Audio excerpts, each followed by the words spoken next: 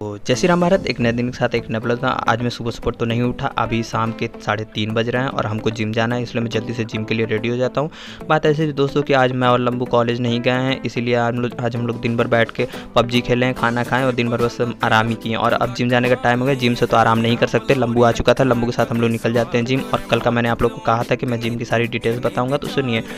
गाजीपुर में है police line, अगर जो गाजीपुर में रहता है उसको अच्छे से मालूम होगा। तो पुलिस लाइन से आप लोग सीधे जाएंगे तो वहाँ आएगा आपका पीजी कॉलेज। और पीजी कॉलेज जो है वो गाजीपुर का एकदम बहुत बड़ा कॉलेज है, सबसे बड़ा कॉलेज गाजीपुर का वही है। और बहुत लोग इसके बारे में जानते भी होंगे अगर जो गाजीपुर के होंगे। तो पीजी कॉलेज से ज़रा सा आगे जाएंगे, वहाँ पे आएगी चरमोहानी। चरमोहानी से आप राइट हो जाइएगा। राइट होने के बाद बस तकरीबन 10-20 मीटर दूरी पे है हम लोग का जिम। ये रहा हम लोग का जिम, पीजी कॉलेज से बस 10-20 मीटर की दूरी पे है। यहाँ पे आके हम लोग अपनी बाइक खड़ी करते हैं और मैं आपको अभी इसका नाम दिखा देता हूँ, new gold gym fitness and centre, ये हम लोग के जिम का नाम है दोस्तों। वहाँ रहा पीजी कॉलेज और इधर है हम लोग का जिम, जो कि मैंने आपको बताया 10-20 मीटर की दूरी पे है। तो जिम पहुँच के हम लोग चले जाते हैं जिम की सीढ़ियों बैठ जाते हैं, क्योंकि वहाँ पे बहुत अच्छी हवा लगती है ना, इसलिए हम लोग जाके वहीं बैठ जाते हैं और मेहताब का वेट करने लगते हैं। वैसे तो जिम का टाइम 3:30 ही बजे खुल जाता है, बट मेहताब 4 बजे आता है, क्योंकि इस समय गर्मियों का मौसम चल रहा है दोस्तों और बहुत धूप और बहुत गर्मी होती है, इसलिए 3:30 बजे खोल के क्या करेंगे, इसलिए वो 4 बजे ही आता है। और अभी भी 4 बजने ही वाला है और मेहताब भी आ जाता है, तो मेहताब आके जिम खोल देता है। और टाइमिंग बता दूँ आपको जिम की, तो दोपहर की है 4 बजे से 9 बजे और सुबह की भी वही है 4 बजे से 9 बजे। तो हम लोग जिम के अंदर आते हैं। अब आपको सारा जिम मैं दिखा देता हूँ। ये है जिम का पहला पोर्शन और अंदर जाएंगे तो और भी जिम अभी थोड़ी सी बड़ी है। तो अंदर आते हैं तो ये जगह है डंबल्स और पंचिंग बैग्स की। यहाँ पे डंबल, प्लेट्स, रॉड्स और जिम बैग्स रखते हैं। और इसके अंदर थोड़ा सा जाएंगे तो इसमें एक चेस्ट की मशीन है और इसमें 2-3 लेग्स की मशीन है, एप्स की है। तो ये सब मशीन यहाँ पे है। और फिर उसके बाद ये सब दिखा के मैं बाहर वापस पंचिंग बैग के पास आता हूँ। यहाँ पर दोस्तों प्लेट्स, डंबल्स सब रखे हैं और डंबल्स मैं बता देता हूँ कितने कितने हैं। 2.5 kg, 5, 7.5, 10, 12, 15, 17, 20 एंड 25। और जो 25 किलो का डंबल दोस्तों वो लास्ट डंबल है, उससे ज़्यादा अधिक वेट का हम लोग के पास डंबल नहीं है जिम में। तो ये सब दिखा के मैं आता हूँ अपनी एंट्री करने, जो कि 4 बज रहा है।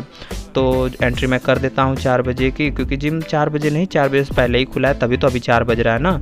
तो मैं आपको बताया ही था ना कि वो खुल जाता है 3:30 या 4 तक में खुल ही जाता है। तो फिर उसके बाद मेहताब सारे जिम में छिड़कने लगता है रूम फ्रेशनर, क्योंकि जिम जब खुलती है दोस्तों तो थोड़ी गंदी स्मेल करती है, तो उस वजह से उसमें रूम फ्रेशनर छिड़का जाता है। और आप लोग अगर जिम में आएंगे, आपको अगर मन किया तो आप लोग भी उठा के अपने से रूम फ्रेशनर मार सकते हैं, और आपको ज़रा से भी स्मेल आती है तो मैं जल्दी से अपना रेडी हो जाता हूँ वर्कआउट करने के लिए। और दोस्तों आज हमको मारना है शोल्डर और एब्स, मतलब हम लोग एक दिन में 2-2 सेट्स मारते हैं, जैसे कि back, bicep, chest, tricep, shoulder, abs ऐसे करके। तो आज हम लोग का शोल्डर एब्स, लंबू मार रहा है सपाटे, उसके बाद मेरी बारी आती है सपाटे मारने की, क्योंकि दोस्तों सारे सेट्स के अलग अलग पुशअप होते हैं ना। जैसे आपको बैक मारना है तो उसके अलग होंगे, बाइसेप मारना है उसके अलग होंगे, ट्राइसेप उसके अलग, सबके अलग अलग होते हैं। और शोल्डर में हम लोग सपाटे इसलिए मारते हैं क्योंकि शोल्डर में सारा वेट अपने शोल्डर्स पे डालना होता है और सपाटों में सारा वेट शोल्डर पे ही आता है। और ये पहलवानों का पुशअप होता है, मतलब आपने सुना होगा कि पहलवान मारते हैं सपाटा, तो शोल्डर में सपाटा मारा जाता है। उसके बाद हम लोग अपना एब्स का वर्कआउट शुरू करते हैं। हमको मारना था साइड पेट,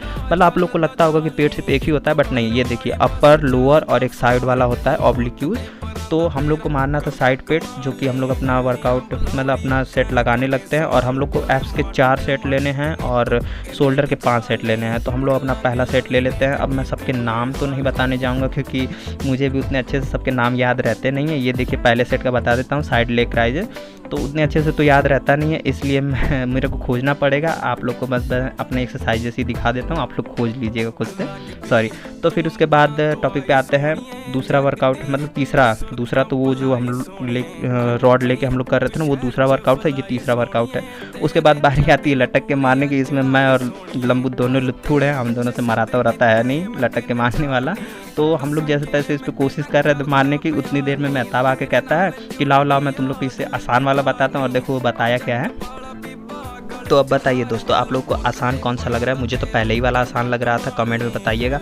तो लंबू कहता है कि हटाओ, मैं लटक के नहीं मारूंगा, मैं दूसरा वर्कआउट करूंगा अपना। मतलब ये भी काम वही करेगा, क्योंकि लंबू को लटक के मारना उसको पसंद नहीं है सेट ना, इसलिए वो नहीं मारता है। मैं थोड़ी बहुत कोशिश करता हूँ, बट थक हार के मैं भी जाके वही सेट लगाता हूँ, क्योंकि मेरे से भी ये जल्दी हो नहीं रहा था। तो फिर उसके बाद जैसे तैसे हम लोग 4 सेट कंप्लीट करते हैं, अपना एब्स का वर्कआउट ख़त्म कर लेते हैं। अब बारी थी हम लोग की शोल्डर की, जिसमें अब ज़्यादा हालत ख़राब होने वाली थी। तो हम लोग शोल्डर का सेट शुरू करते हैं। सबसे पहले लंबू मारता है, ये है पहला सेट शोल्डर का। इन सब के बारे में आप लोगों को पिछले ब्लॉग्स में बता रखा हूँ, इन सब के नाम आप लोग देख लीजिएगा। तो पहला सेट हो जाता है। अब बारी थी दूसरा सेट मारने की। ये तो डंबल प्रेस होता है शोल्डर का। तो इसमें हम लोग अपना वर्कआउट ले लेते हैं, मतलब इसकी एक्सरसाइज भी कर लेते हैं। ये थोड़ा हार्ड पड़ता है, मुझे थोड़ा हार्ड पड़ता है, लंबू का नहीं पता। तो उसके बाद हम लोग अपना तीसरा वर्कआउट करते हैं। तीसरा वर्कआउट तो आसान था, ये आराम से हो जाता है। और चौथा भी हम लोग का आसानी था, मतलब चौथा पाँचवा आसानी था। जो मुश्किल आती है ना, वो पहले दूसरे और तीसरे ही सेट्स में आती है, क्योंकि वो बड़े सेट्स होते हैं।